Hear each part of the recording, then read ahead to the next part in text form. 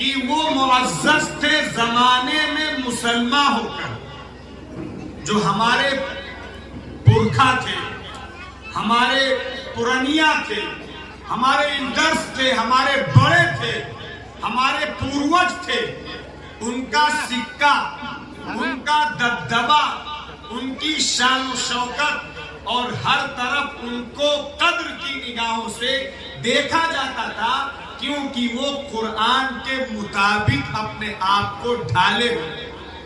اور قرآن پر عمل کرنے میں اپنے آپ کو سپیریئر،